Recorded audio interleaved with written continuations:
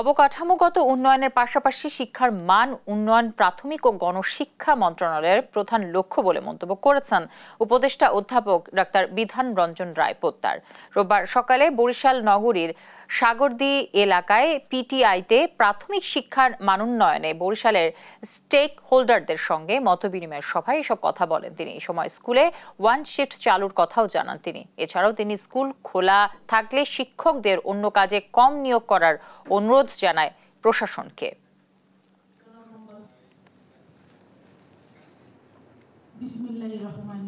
আমরা দেখব যে বাচ্চাদের পড়াশোনার মান কেমন, সেই জন্য আমরা স্কেল করে দেব, আপনারা সেটা ফলো করবেন, ফলো করে নির্ধারণ করবেন বাচ্চাটা কোন মানে পড়ে।